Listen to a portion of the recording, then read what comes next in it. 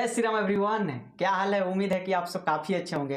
देखो, पिछले वीडियो में हम लोग डीएसए का फ्लो चार्ट के बारे में जाने थे कि फ्लो चार्ट एक्चुअल में क्या होता है, और उसके रिलेटेड हम लोग कुछ इंटरेस्टिंग क्वेश्चन भी किए थे जो कि काफ़ी इंटरेस्टिंग था और इजी भी था। आप लोग किए भी होगे, उसको घर में भी प्रैक्टिस किए होगे और आपको अच्छे से वो समझ भी आ गया होगा।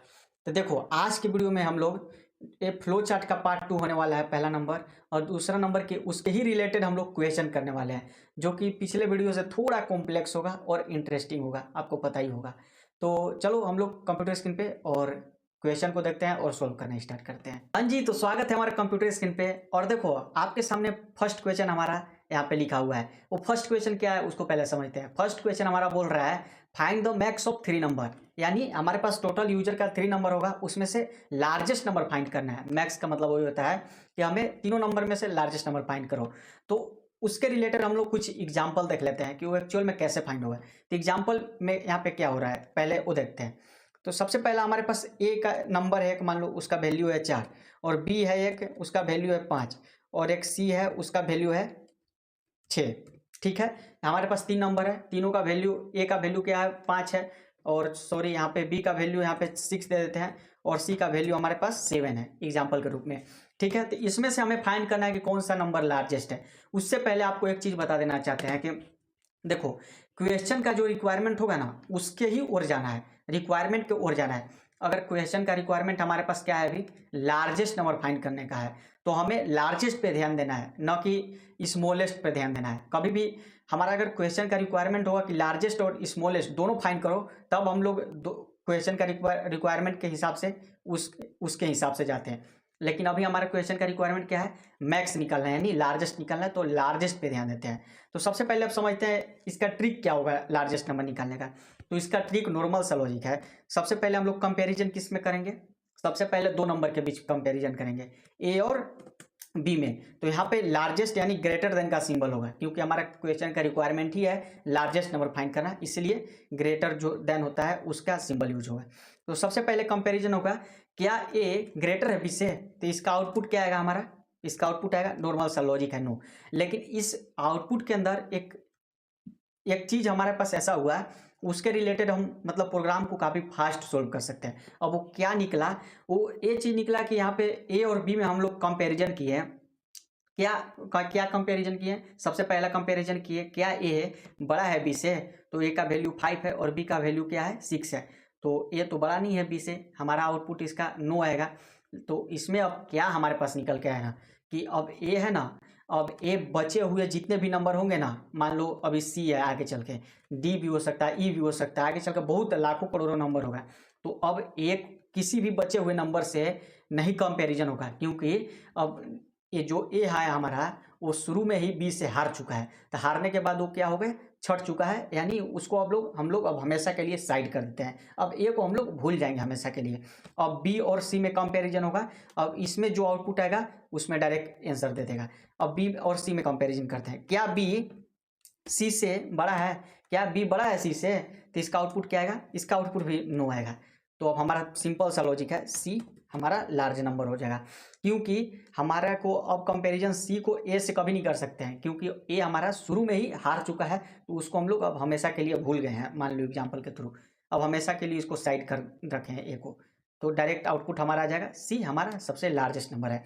अब एक और एग्जाम्पल देख लेते हैं, इसको कॉपी करते हैं और यहाँ पे पेस्ट करते हैं, और ए का वैल्यू सबसे हम लोग अभी के लिए लार्जेस्ट कर देते हैं। तो सबसे पहला यहाँ पे कंपैरिजन होगा, क्या ए बड़ा है बी से, क्या ए ग्रेटर देन है बी से, तो इसका आउटपुट क्या आएगा, यस आएगा, क्योंकि नॉर्मल सा लॉजिक है, हमारे पास ए जो है ए का वैल्यू 10 है और बी का वैल्यू 6 है, तो ए बड़ा ही ना है, नॉर्मल सा लॉजिक है यार।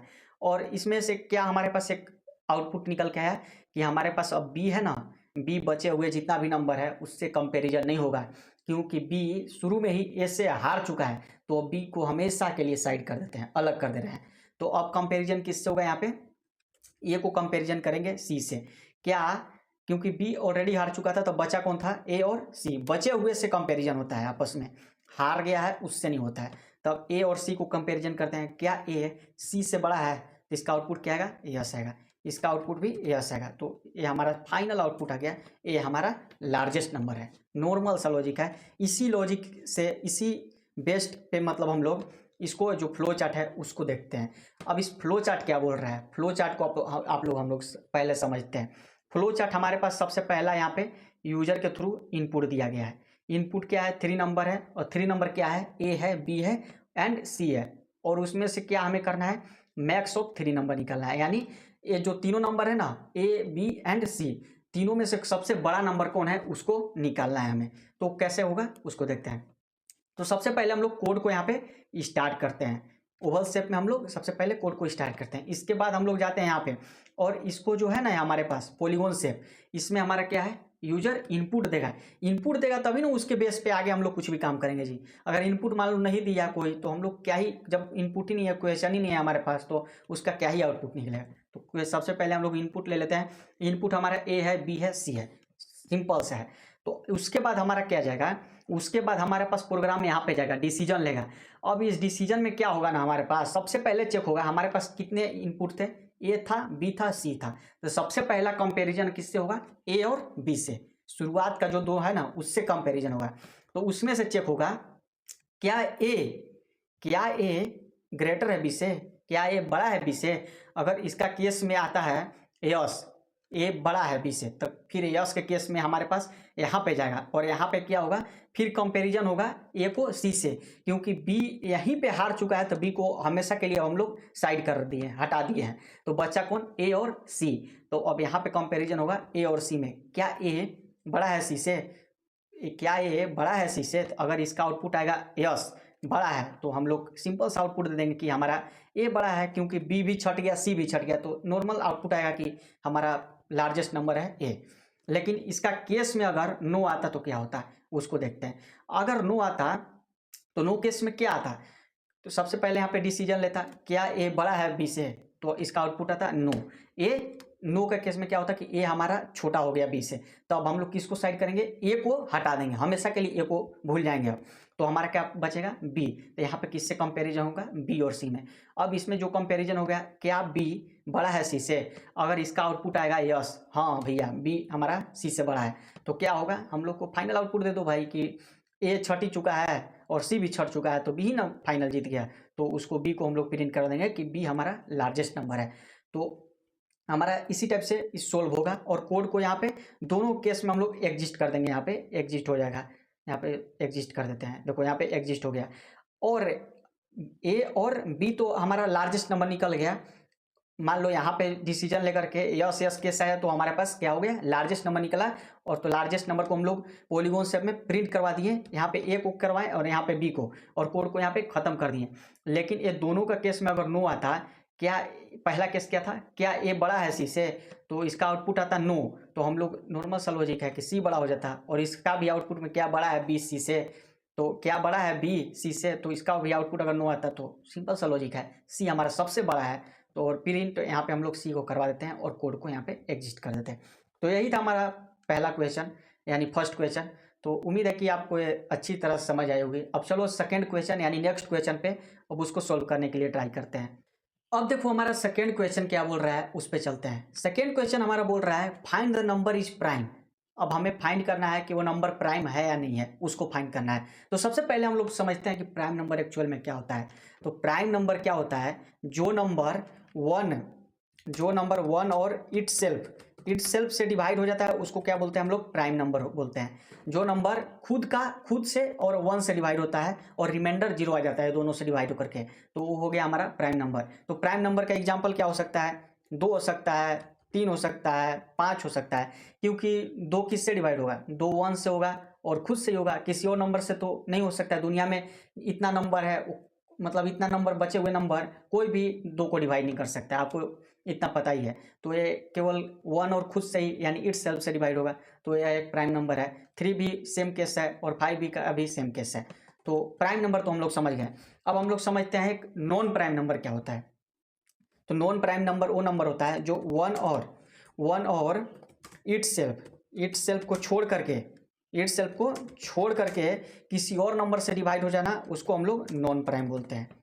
नॉन प्राइम का मतलब क्या हुआ, जो नंबर, सबसे पहले प्राइम को समझते हैं, जो नंबर 1 और खुद से डिवाइड होता है उसको हम लोग प्राइम नंबर बोलते हैं, और नॉन प्राइम नंबर उसको बोलते हैं जो नंबर 1 और खुद को छोड़ करके किसी और नंबर बचे हुए नंबर से डिवाइड हो जाता है, उसको नॉन प्राइम बोला जाता है। नॉन प्राइम का एग्जाम्पल क्या हो सकता है? 4 हो सकता है, 6 हो सकता है, 8 हो सकता है, और भी नंबर हो सकते हैं। अब 4 क्यों? 4 किससे हो सकता है? 4 खुद से भी हो सकता है और 1 से भी हो सकता है। ये दोनों का केस में भी क्या हुआ? 4 हमारा प्राइम नंबर का केस है। लेकिन यहाँ पे इंटरेस्टिंग चीज़ है, 2 से भी तो हो सकता है 4, तो किसी और नंबर से भी हो गया यहाँ पे, तो इसका केस हो गया नॉन प्राइम। 6 भी सेम केस है, 8 भी सेम केस है। 6 किससे किससे हो सकता है? 1 से और खुद से तो हो ही सकता है, ऊपर से किससे अलग हो सकता है? 2 से हो सकता है, 3 से हो सकता है, तो ये भी नॉन प्राइम हो गया। इतना समझ आ गया। लेकिन आप लोग इससे नॉन प्राइम का केस में एक हमारे पास इंटरेस्टिंग चीज़ निकल के है। वो इंटरेस्टिंग चीज़ क्या है? ये देखो, अगर मान लो एग्जाम्पल यूजर के थ्रू हमारे पास दिया है 6, अब इसका प्राइम और नॉट प्राइम निकलना है 6 का, तो ये हमारा कैसे निकलेगा? इसका एक फार्मूला है। फार्मूला क्या है? जो भी नंबर 2 से स्टार्ट होगा और यूजर का जो भी इनपुट दिया होगा उससे -1, यानी यूजर का इनपुट क्या है हमारे पास? 5 है, उससे -1, तो -1 क्या हुआ? 5 है। इससे बीच का 2 से 5 तक का नंबर से किसी से भी डिवाइड हो जाता है 6, किसी से भी डिवाइड हो जाता है 6, तो हमारा क्या होगा? नॉन प्राइम होगा।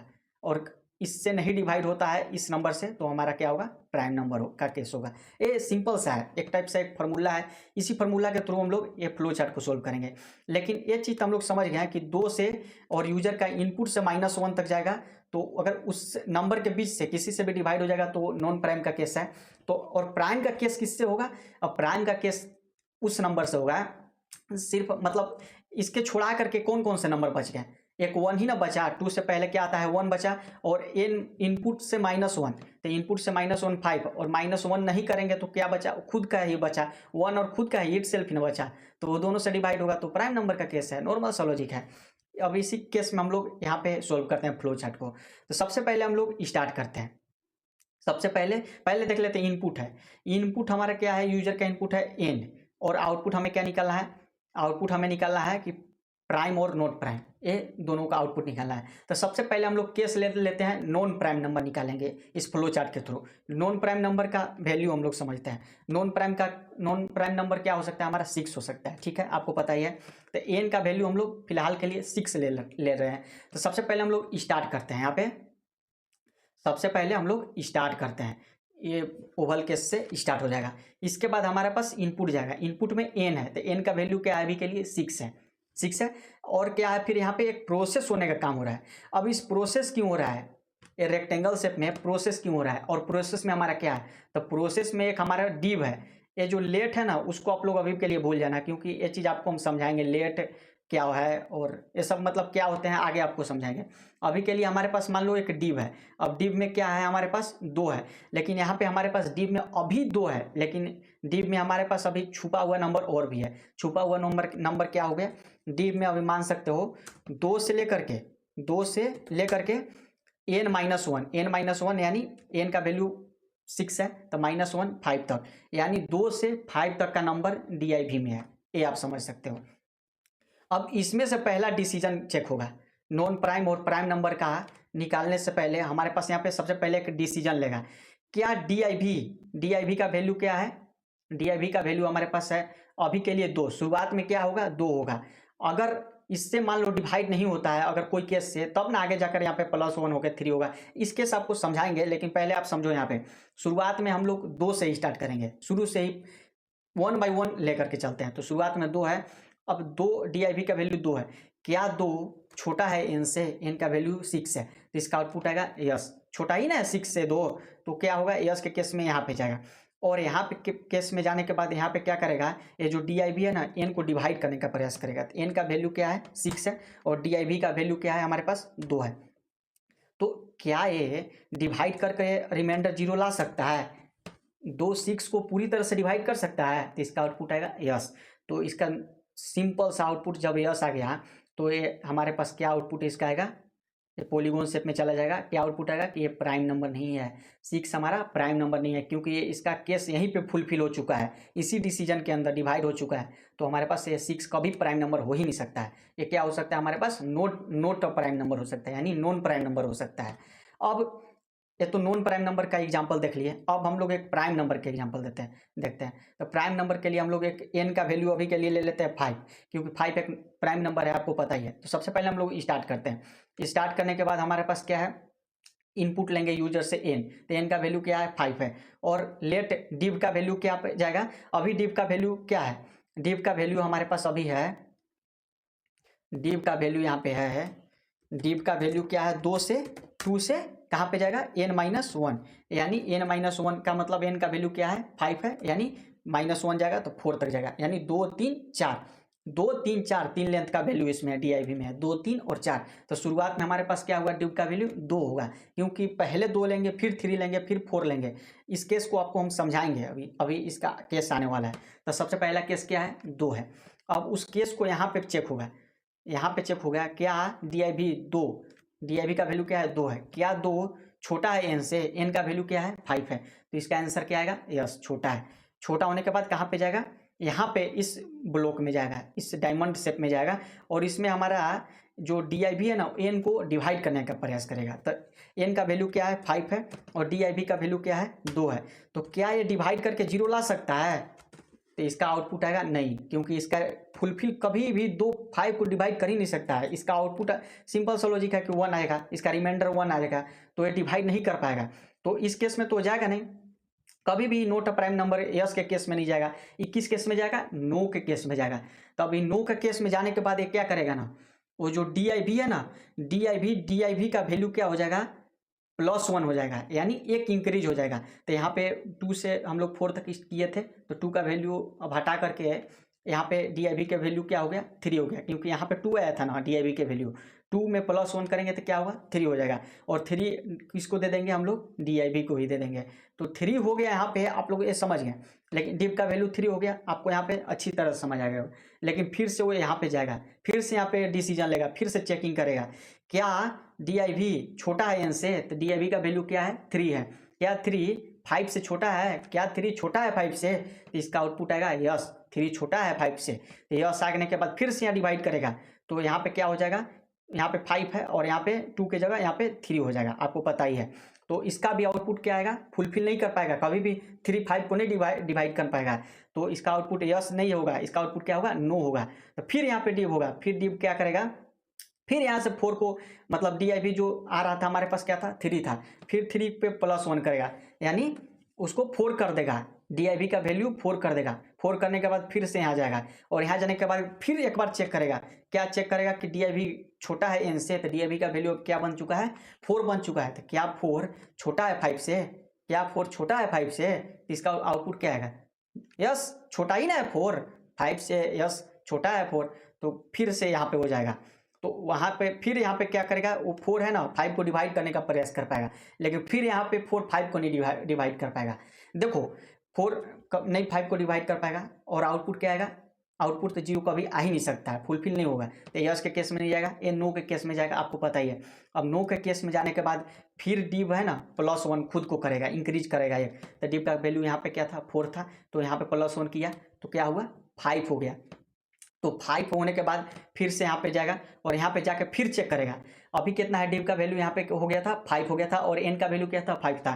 तो फिर से चेक करेगा क्या 5 छोटा है 5 से, खुद n का वैल्यू 5 ही है ना, तो दोनों आपस में ना चेक करेंगे, क्या div का वैल्यू भी 5 है, n का वैल्यू भी 5 है, तो क्या 5 छोटा है 5 से, तो इसका आउटपुट अब यस नहीं होगा, नो आएगा।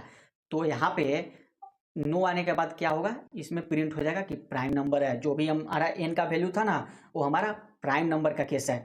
क्योंकि यहाँ पे अगर मान लो जो भी DIV का वैल्यू था, DIV वैल्यू अगर मान लो n से छोटा हो गया, छोटा होने के बाद यहाँ पे भी गया और डिवाइड नहीं कर पाया, बार बार वापस चला गया, तो इस वापस जो बार बार जो रिपीट हो रहा था हमारा यहाँ पे, तो उसको हम लोग कहते हैं लूप। हम लोग जावा में आगे चल के लूप पढ़ेंगे, तो यहाँ पे बार बार लूप चल रहा था, और यहाँ पे एक को इंक्रीज कर रहा था, DIV अपना वैल्यू को इंक्रीज कर रहा था यहाँ पे, और इंक्रीज करने के बाद फिर से चेक कर रहा था। जब तक केस यस और नो और यहाँ पे मतलब फुलफिल नहीं होगा तब तक ये आउटपुट नहीं देगा। यहाँ पे ऑलरेडी 5 क्या हो गया, किसी से नहीं डिवाइड हुआ, 2 से -1 n-1 यानी 4 तक का वैल्यू से किसी से भी नहीं डिवाइड हो पाया, तो ये केस ऑलरेडी मेरा प्राइम नंबर में चला गया। प्रिंट करवा दो प्राइम नंबर, और यहाँ पे क्या करो, कोड को यहाँ पे एग्जिस्ट कर दो। नॉर्मल सा लॉजिक है, कोड को यहाँ पे ख़त्म कर दो, एग्जिस्ट कर दो, यही है। तो देखो थोड़ा सा आपको ये डायग्राम का जो फॉर्म है ना डरावना लग रहा होगा, लेकिन आपको यहाँ पे समझना है सिर्फ यहाँ पे है। अगर आप इसको समझ गए ना, यहाँ पे एक्चुअल में क्या हो रहा है इसको आप समझ गए तो इक्वेशन आराम से सोल्व कर जाओगे। यहाँ पे क्या हो रहा है ना कि यहाँ पे एक्चुअल में एक लूप चल रहा है, ये लूप अपने आप को चेकिंग कर करके यहाँ पे इंक्रीज करते जा रहा है, क्योंकि यहाँ पे यस और नो ही चेक करना है ना। अगर यस के बाद आउटपुट यहाँ भी यस आ जाएगा तो नोट प्राइम हो जाएगा, अगर यहाँ पे यस और नो केवल हो रहा है तो फिर वो प्राइम का केस जाने वाला है, अगर यहाँ पे फिर नो आ जाएगा तो प्राइम का केस हो जाएगा। ये नॉर्मल सा क्वेश्चन था, उम्मीद है कि आपको ये मतलब समझ आ गया होगा। तो चलो अब थर्ड क्वेश्चन क्या है हमारा, उसको सोल्व करते हैं। तो हमारा थर्ड क्वेश्चन है, इसमें क्या बोल रहा है थर्ड क्वेश्चन में समझते हैं। थर्ड क्वेश्चन हमारा बोल रहा है कि sum of first n natural number, यानी जो भी एन है, एन का वैल्यू यानी यूजर जो भी इनपुट देगा उसका नेचुरल नंबर निकाल करके और उस नेचुरल नंबर का सम निकालना है। अब देखो हमने तो डिसाइड किया कि ये हम नहीं करने वाले हैं, ये आप लोग एक क्वेश्चन खुद से आप लोग करना, आप लोग ट्राई करना, नहीं होगा इसके बाद कमेंट में बताना, मैं कर दूंगा, लेकिन फर्स्ट में आप लोग ट्राई करो, ठीक है, इसके बाद कमेंट करना। पहले मैं आप लोगों को बता दे रहा हूँ कि नेचुरल नंबर क्या होता है। नेचुरल नंबर देखो यहाँ पे क्वेश्चन क्या बोल रहा है ना, नेचुरल नंबर का मतलब मान लो एग्जांपल के लिए 2 का नेचुरल नंबर क्या होगा, 2 का नेचुरल नंबर 1 + 2 = कितना हो गया 3। ये 1 + 2 है ना, ये नेचुरल नंबर है, और ये जो 3 है इस नेचुरल नंबर का ये जो सम निकालने के लिए बोल रहा था ये निकालना है हमें, इतना फाइंड करना है हमें। और मान लो कि और एग्जाम्पल के लिए 5 है, 5 का नेचुरल नंबर क्या हो सकता है, 1 + 2 + 3 + 4 + 5, यानी जितना तक वो जा रहा है उतना वो नेचुरल नंबर है उसका। और ये जो भी इक्वल टू इसमें नेचुरल नंबर को ऐड करने के बाद जो आएगा, इसका ऐड करने के बाद हमारे पास 15 आएगा, तो ये नेचुरल नंबर का सम हो गया है। तो ये चीज़ आपको ये फ्लो चार्ट के थ्रू आपको निकालना है, आप प्रयास करना, आपसे हो जाएगा, ज़्यादा हार्ड है नहीं। स्पेशल क्या है शुरू में मैं आपको हिंट दे देता हूँ। सबसे पहले कोड को स्टार्ट करना, फिर यूजर के थ्रू इनपुट लेना, इनपुट के बाद एक वैल्यू और एक सम नाम के वेरिएबल लेना, वैल्यू में 1 असाइन कर देना और सम में 0 असाइन कर देना। अब उसके थ्रू फिर डिसीजन लेना, क्या वैल्यू छोटा या बराबर है n से, अगर यस आ जाएगा तो क्या करो, यस आएगा तो फिर से उसको लूप के थ्रू घुमाओ, उसको सम को और वैल्यू को ऐड करो आपस में और वैल्यू में असाइन करो उसको, वैल्यू में असाइन करने के बाद क्या करो, फिर से लूप पे डिसीजन चेक करेगा, फिर क्या कहेगा कि फिर वो जो हमारे पास वैल्यू है छोटा है या बराबर है n से, अगर इसका आउटपुट मान लो 9 आ गया तो फाइनल उसका ऐड कर देना, आउटपुट आ जाएगा, उसको प्रिंट करवा देना, कोड को एग्जिस्ट कर देना। ये तो आपको हिंट दे दिए, आप लोग इसको ट्राई करना, आपको मतलब हो जाएगा, आप करना, प्रयास करना है, एक बार हो जाएगा। तो चलो मिलते हैं अगले वीडियो में, तब तक के लिए थैंक यू गाइज।